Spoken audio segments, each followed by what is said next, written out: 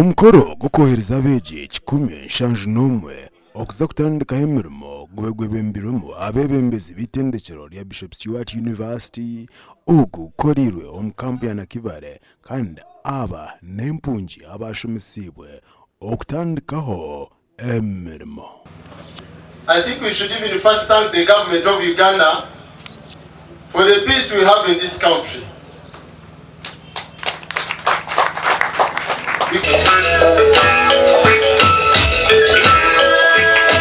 Abejaba begesibwa abikwate n'okuhinga n'okuriisa okuteeka k'omurembe okosa za kanyabwenje okubazira ebya saruuni n'ebindi bingi. The university entrusted to me, I congratulate those persons whose names have been read on completion of the certificate in Information, Communication and Technology short course of Bishop Stewart University in the name of God the Father, God the Son, and God the Holy Spirit.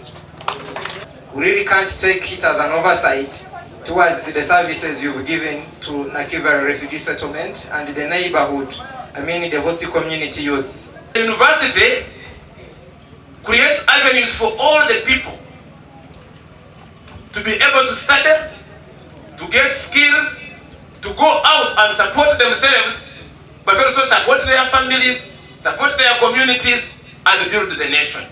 Itendekero lya Bishop Stewart University ogumurundu gwabo gukubanza okushomesa abeegi ekikeeki okugenda nyensia nabo bahanjeho nare bahwera abandi okutandikaho emirimo. Twagaruka mu murembo rambarara omurebezi wa Nkore yashaba abazire konja kwatanisa cheka omu kushomesa abaana ogamba ebine bintu yabaye bembiremu okushaba kwishomero lya Mbarara Municipal School abantu basima mu kamarahanga abokora je ebuzo bya PL yabo mwaka 2020 abelnena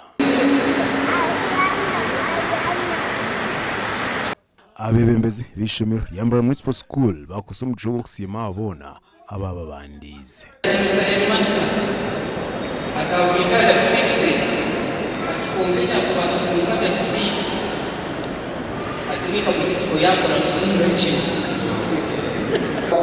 atakozesema vitu ya western nibageta ayurvedic medicine so kushare twazo mu rubirizi abatura bayihanangizibwa konja kufa amagara gabo na munonga babare ahankuto ebine bindi bigamizo bari nyuma y'abazi obabeji bitendekero lya Bishop Stewart University ku rugomure mu Rwanda babere basiga zebra crossing al posta omunyakasharo rubirizi tagira mu community ni kiba kitakoreka cyenyine kiribashije kwa nekora aho kati bimwamyoga ya university zinga amategeko gahigo no kwindura embera yebyaro ningashi y'abantu bakutura na wetu asimo rubirizi.